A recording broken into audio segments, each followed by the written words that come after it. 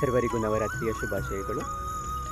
ದಕ್ಷಿಣ ಮಹಾಸಭೆಯಲ್ಲಿ ಶಿವನಿಗೆ ಆದಂಥ ಅವಮಾನವನ್ನು ಸಹಿಸಿಕೊಳ್ಳಲಿಕ್ಕೆ ಆಗದೆ ಸತಿಮಾತೆಯು ಅದೇ ಯಜ್ಞಕುಂಡಕ್ಕೆ ಹಾರಿ ತನ್ನ ದೇಹವನ್ನು ತ್ಯಾಗ ಮಾಡ್ತಾಳೆ.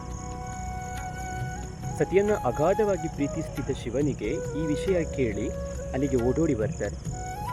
ಅರ್ಧ ಬೆಂದಿರುವಂಥ ತನ್ನ ಪತ್ನಿಯ ದೇಹವನ್ನು ಎತ್ತುಕೊಂಡು ಪರಮಾತ್ಮ ಕೈಲಾಸದತ್ತ ಹೊರಡುತ್ತಾರೆ.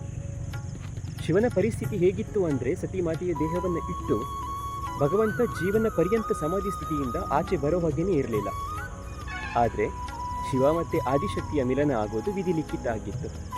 ಆ ಕಾರಣದಿಂದಾಗಿ ದೇವಾನುದೇವತೆಗಳು ಯೋಚಿಸಿ ವಿಷ್ಣುವು ಸುದರ್ಶನ ಚಕ್ರವನ್ನು ಬಿಟ್ಟು ಸತಿಮಾತೆಯ ದೇಹ ತುಂಡು ತುಂಡಾಗಿ ಈ ಜಗತ್ತಿನ ಹಲವು ಕಡೆಗಳಲ್ಲಿ ಬೀಳುವ ಹಾಗೆ ಮಾಡಿದರು. ಹೀಗೆ ಬೇರೆ ಬೇರೆ ಕಡೆಗಳಲ್ಲಿ ಬಿದ್ದ ಸತಿಮಾತೆಯ ಆ ದೇಹದ ಭಾಗಗಳು, ಎಲ್ಲೆಲ್ಲ ದೇಹದ ಭಾಗಗಳು ಬಿದ್ದಿದೆಯೋ ಅಲ್ಲೆಲ್ಲ ಒಂದೊಂದು ಶಕ್ತಿಪೀಠ ಆಗಿದೆ. ಆ ಪ್ರತಿಯೊಂದು ಶಕ್ತಿಪೀಠಗಳಿಗೂ ಕೂಡ ಕಾಲಭೈರವ ಕ್ಷೇತ್ರಪಾಲನಕ್ಕೆ ನಿಂತಿದ್ದಾರೆ. ಅದಾದ ನಂತರ ಸತಿಮಾತೆಯ ಆತ್ಮವು ಆದಿಶಕ್ತಿಯಾಗಿ ಜನಿಸೋದಕ್ಕೆ ಒಂದೊಳ್ಳೆ ಪೋಷಕರನ್ನು ಹುಡುಕುತ್ತಾ ಇತ್ತು. ಕೆಲವು ಕಾಲಗಳ ನಂತರ ಆ ಆತ್ಮವು ಹಿಮವಂತನ ಮಗಳಾಗಿ, ಅಂದರೆ ಪರ್ವತರಾಜನ ಮಗಳಾಗಿ ಮಾತೆ ಪಾರ್ವತಿಯ ಜನನ ಆಗುತ್ತೆ. ಆ ಕಾರಣದಿಂದಾಗಿ ಹಿಮವಂತನ ಮಗಳಾಗಿರೋದಕ್ಕೆ, ಪರ್ವತರಾಜನ ಮಗಳಾಗಿರೋದಕ್ಕೆ ಆ ಮಾತೆಯ ಆ ದಿವ್ಯ ಸ್ವರೂಪಕ್ಕೆ ಶೈಲಪುತ್ರಿ ಅಂತ ಕರೀತಾರೆ.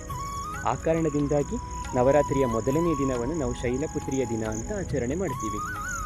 ಪಾರ್ವತಿ ಮಾತೆಗೆ ಆದಿಶಕ್ತಿ ಆಗೋದಕ್ಕೆ, ಶಿವನನ್ನು ಸೇರೋದಕ್ಕೆ ಬಹಳ ಕಠಿಣ ತಪಸ್ಸನ್ನು ಮಾಡಬೇಕಾಗಿ ಬಂದಿತ್ತು. ಮಾತೆಯ ಆ ಜೀವನದ ಉದ್ದೇಶವಂತೂ ಶಿವನನ್ನು ಸೇರೋದೊಂದೇ ಆಗಿತ್ತು. ಶಿವನೊಂದಿಗೆ ಐಕ್ಯವಾಗಿ ಅರ್ಧನಾರೀಶ್ವರನಾಗೋದೊಂದೇ ಮಾತೆಯ ಜೀವನದ ಉದ್ದೇಶ ಆಗಿತ್ತು. ಆ ಕಾರಣದಿಂದಾಗಿ ಮಾತೆ ಎಷ್ಟೋ ಸಾವಿರ ವರ್ಷಗಳ ಕಾಲ ತಪಸ್ಸು ಮಾಡಬೇಕಾಗಿ ಬಂದಿತ್ತು. ಆ ತಪಸ್ಸಿನ ಸಂದರ್ಭದಲ್ಲಿ ಮಾತೆ ಕೇವಲ ಹಣ್ಣು ಮತ್ತು ಸೊಪ್ಪುಗಳನ್ನು ತಿಂದು ತಪಸ್ಸನ್ನು ಮಾಡಿದ್ರಂತೆ. ಅಷ್ಟೆಲ್ಲ ಪವಿತ್ರತೆಯಿಂದ, ಶುದ್ಧತೆಯಿಂದ ಮಾಡಿದ ತಪಸ್ಸಿಗೆ ಮಾತೆಯನ್ನು ಜಗತ್ತು ಬ್ರಹ್ಮಚಾರಿಣಿ ಅಂತ ಕೂಡ ಕರೀತಾರೆ. ಯಾಕಂದರೆ ಎಷ್ಟೋ ಸಾವಿರ ವರ್ಷಗಳ ಕಾಲ ಮಾತೆ ಕೇವಲ ಹಣ್ಣು ಮತ್ತು ಸೊಪ್ಪುಗಳನ್ನು ತಿಂದು ತಪಸ್ಸನ್ನು ಮಾಡಿದರು. ಅದರಿಂದಾಗಿ ನವರಾತ್ರಿಯ 2ನೆಯ ದಿನವನ್ನು ಮಾತೆ ಬ್ರಹ್ಮಚಾರಿಣಿಯ ದಿನವನ್ನಾಗಿ ಜಗತ್ತು ಪೂಜಿಸುತ್ತೆ. ಸರ್ವರಿಗೂ ಮಾತೆ ಶುಭವನ್ನು ಉಂಟು ಮಾಡಲಿ. ಮತ್ತೊಮ್ಮೆ ಸರ್ವರಿಗೂ ನವರಾತ್ರಿಯ ಶುಭಾಶಯಗಳು. ನಮಸ್ಕಾರ. ನನ್ನ ಚಾನಲನ್ನು ಸಬ್ಸ್ಕ್ರೈಬ್ ಮಾಡಿ, ಒಂದು ಚಿಕ್ಕ ಸಪೋರ್ಟ್ ಮಾಡಿ. ಧನ್ಯವಾದಗಳು.